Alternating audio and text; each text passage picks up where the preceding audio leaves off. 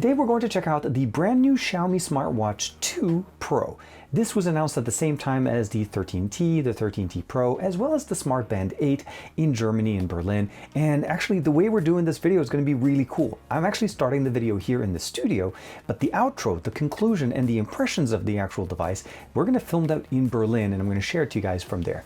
But let's go ahead and not waste any more time. This is featuring the W5 Plus Snapdragon Gen 1 processor that's going to give us some of the best solutions that we have in here. Also, this does have the Google Assistant built into it. It's a functional option that gives you the ability of doing automation, but also having those queries and not have to pick up your phone all the time. Testing it out with the 13T, not the T Pro here, but of course, giving us some of the best experiences that Xiaomi has to offer in 2023. This is TK, and this is my review of the Xiaomi Watch 2 Pro LTE. Let's check it out.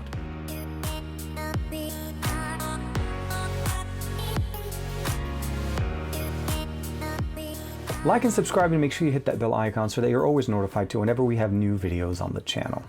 So here we have it, the brand new Xiaomi Watch 2 Pro. This is the LTE variant, and the good thing about it is if you don't want to use it as an LTE variant, you are able to disable the LTE modem and just use it as a standard Bluetooth/Wi-Fi option.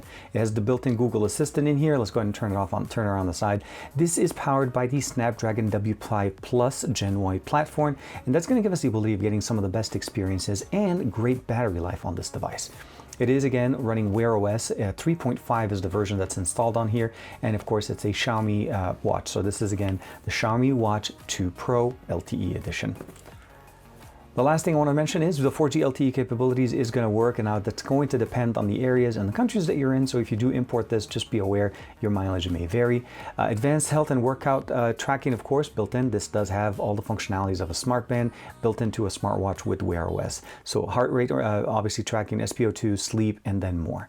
We have a 1.43-inch AMOLED display with an always-on functionality and high resolution, and of course exquisite watch faces that are built in. And this is one of the things that you see there. This is the always-on display. I have it right now, and it's obviously changing the color, and if I touch the display, it'll jump on directly. We have two buttons in here. Let's go ahead and take the watch out. Now this is the band that comes with it, very easily, again, replaceable. We have a pogo pin connector charger that's going to be used in here. This is the two pins that we have, and it is magnetically connected. I always like to do this test and see if it is something that will hold, and it does actually hold it, although not exactly the strongest. USB-A connection will connect to anything that you'd like to be able to kind of get it charged up. But let's go ahead and focus on the actual information that we have in here. Sorry, one more thing, speaker and of course microphone built in here. You can definitely see it on this side. That little pinch hole that we have, that's the microphone, and the speaker sitting there. And of course the main sensors that are built into the back. Changing the band, very simple, just pull it down, remove it, and of course once you're ready to put it back in, put it on, and of course configure it. You just need to make sure that whatever bands that you do get to replace, that they're easily replaceable. This one is I'm finding it hard to do when I'm doing it on camera. Let's see if we can fix this.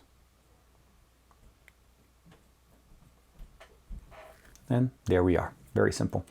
Now, as far as the watch face itself, pretty straightforward as what you'd expect with Wear OS. The only thing I probably will say is the organization of the complications is a little bit different. Meaning, if I swipe to the left here, I get access to all of the different widgets or the different tiles that we have, and it goes in a loop. So if you start from the right or start from the left, you're always going to come back to the main screen.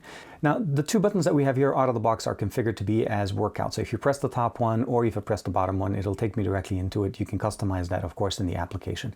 One thing I probably would say, just keep in mind, is that the jog dial here does actually act as a navigation function. It works really good. Pressing the side button will get you into home. That's going to be your home button. And if I press and hold this, this is how we initiate the assistant. I'm not going to try to do it here, but let's say we'll do something here. What is the weather like today?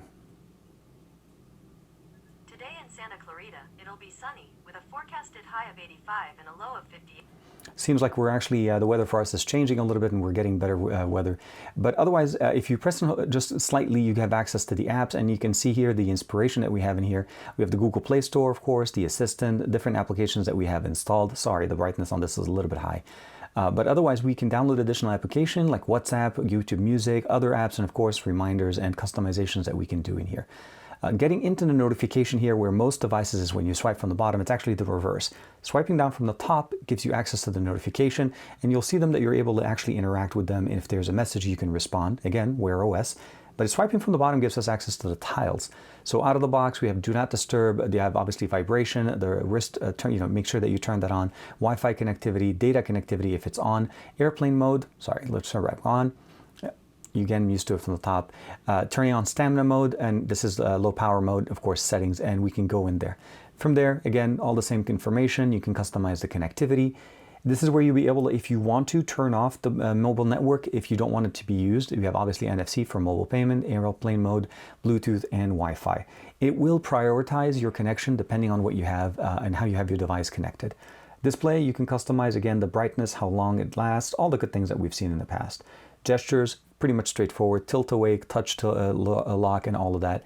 If you notice that the battery level, by the way, if you notice that your battery level is going a little bit too long, you are able to customize the screen on, and of course turn off the always on display, because that actually does drain the battery, although not a lot. With AMOLED, when you go with a darker color, it does save some power, but just again, your mileage may vary. Apps and notification layout, you can customize that, of course. Google connection in here, sound, vibration, battery information, advanced features give us access to, let's go ahead and jump into that.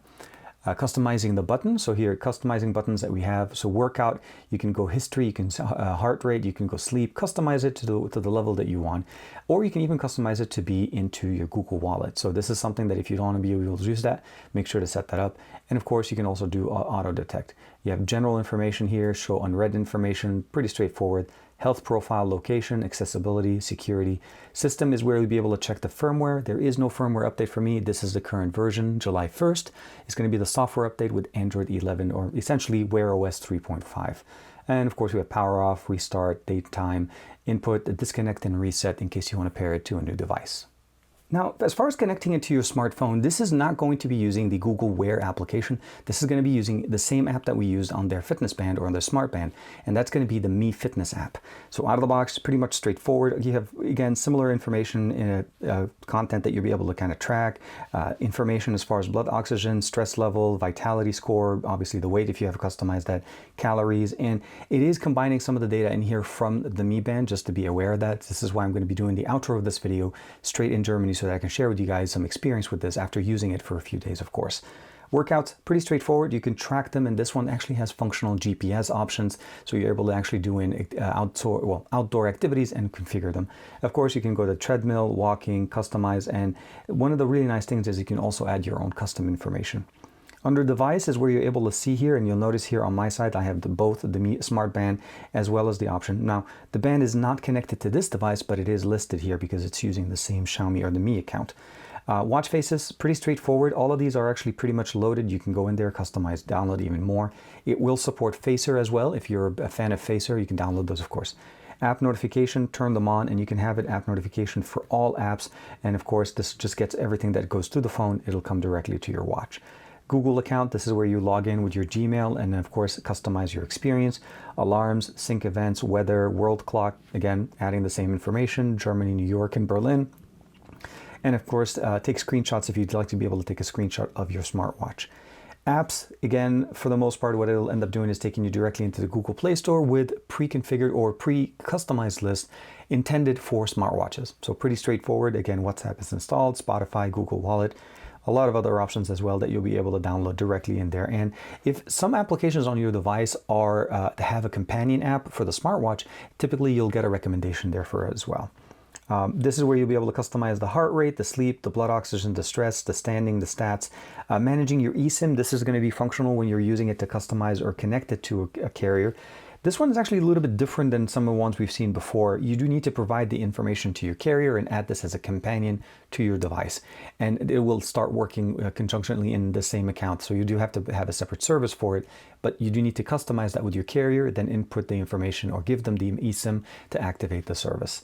Managing files, pretty much pretty much straightforward. Again, we have them preset. You can customize them and then reorganize them, and they'll be organized that way on the watch. Sort apps, this is straightforward. Again, all the applications that are built in, you can sort them in the order that you want. Raise to wake, of course, and of course, always on display. Now, this is going to be functional for the way that you want to use it. The smart is the way that it basically gets on, but you notice that the watch is on the table, it turns itself off. If you want to have it scheduled or just have it off, those are the places you'll be able to customize them. And of course, last but not least, sleep mode, do not disturb, sync up directly to your phone, emergency and SOS. And if you'd like to use your watch as a Bluetooth unlock function for your smartphone, this also will be where you want to set it up. Your voice assistant customizations will go in there, Google privacy settings, help center, and about. And if you'd like to unpair it and reset it, it ends up being part of the function here. Otherwise, again, you log into your same information, competition, third-party data, again, Zepp and Strava, pretty much the standard, very much like what we saw on the Mi Band, well, the Smart Band 8 from Xiaomi. So as I promised you guys at the beginning of the video, we are in Berlin. So let's talk about the recommendations and my impressions after using this for a few days now. First and foremost, I'll say is that Wear OS runs absolutely fantastic. The W5 Plus Gen 1 gives us all of the power that we need to be able to run it very nicely. We do have 2 gigs of RAM and 32 gigs of internal storage, so you can kind of, see where the benefit of the internals that basically allow the system to run very smoothly. It's very fast, very responsive. And one of the biggest things I love about it is that it's also connected if you want to be able to use it outdoors. So it does support an eSIM functionality. You can go outdoors, install an eSIM through the app, and it'll give you the ability of being connected while on the go, so listening to music, connecting to WhatsApp. A lot of the things that we normally use out of Wear OS are built in here.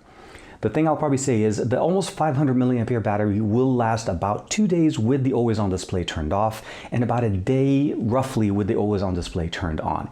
And that's primarily because even though this is an AMOLED panel, really nice, and of course with the always on display, it technically still consumes more power when you're doing so. Also, with the health tracking and the fitness tracking that you're looking into here, it covers kind of everything. Sleep tracking, day tracking, all of the things that we typically expect out of a watch is in here. And of course it runs Wear OS with the Google Assistant. This is a little bit different than some of the other implementations that we've seen on the market right now, where pretty much it was either just Pixel watches and Samsung watches that have had it.